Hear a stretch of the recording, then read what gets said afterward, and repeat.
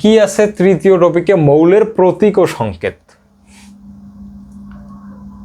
মৌলের প্রতীক ও সংকেত।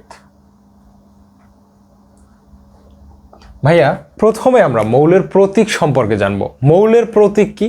আমরা জানি পর্যায় সারণীতে 118টা মৌল আছে। 118টা মৌলের জন্য 118টা মৌলের প্রতীক আছে। ভাইয়া প্রতীক হচ্ছে ওই মৌলটার পূর্ণ নামের প্রথম অংশ বা প্রথম দুইটা অক্ষর বা ল্যাটিন নামের প্রথম অংশটা, এইভাবে আর কি। তো ভাইয়া আমরা একটু বিস্তারিতভাবে যদি দেখতে যাই, যেমন আমি যদি বলি কার্বনের প্রতীক কি? কার্বনের প্রতীক হচ্ছে আমার সি।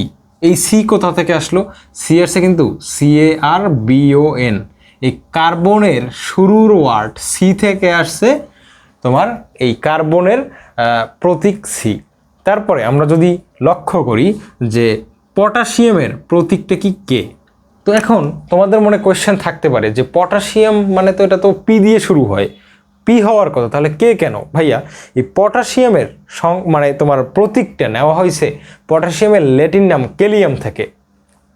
কি থেকে নেওয়া হয়েছে ভাইয়া? কেলিয়াম, KALIUM। এই পটাশিয়ামের ল্যাটিন নাম হচ্ছে কেলিয়াম।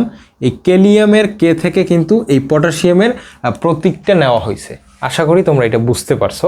তারপরে তুমি যদি টাংস্টেনের কথা বলো সেটা হচ্ছে উলফর্ম ডব্লু। তারপরে তুমি বলতে পারো সোডিয়ামের কথা, সেটা নাইট্রিয়াম থেকে এনে আসছে। তো এইভাবে আর কি ভাইয়া।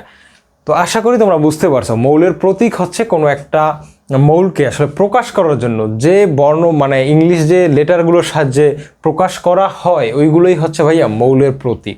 তাহলে মৌলের প্রতীক কিন্তু মৌলের নিজস্ব ইংলিশ নাম থেকে আসতে পারে অথবা ল্যাটিন নাম থেকে আসতে পারে। তো আমরা দুইটাই দেখলাম। তো এবার আসি সংকেতের কাছে। মৌলের সংকেত কি? আসলে মৌলের মেইনলি সংকেত হয় না, সংকেত হয় কিন্তু যৌগের। ঠিক আছে, কিভাবে হয় সংকেতগুলো একটু লক্ষ্য করো। এইখানে আমি লিখলাম H2O, এটা হচ্ছে পানির সংকেত। এটা কিসের সংকেত ভাইয়া? পানির সংকেত। আবার আমি এখানে লিখলাম NaCl, এইটা কার সংকেত? সোডিয়াম ক্লোরাইড এর সংকেত বা খাবার লবণের সংকেত। আবার আমি যদি এখানে লিখি NH3, এটা হচ্ছে অ্যামোনিয়া, তাহলে এটা হচ্ছে অ্যামোনিয়ার সংকেত। কীভাবে সংকেতটা?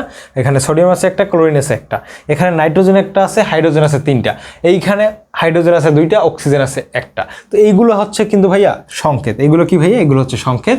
আর প্রতীক কোনগুলো মৌলের? যেমন Na, তারপর তোমার কার্বনের C, তারপরে হাইড্রোজেনের H, এইগুলো হচ্ছে কি ভাইয়া? মৌলের প্রতীক। আর এইগুলো হচ্ছে কি? যৌগের সংকেত।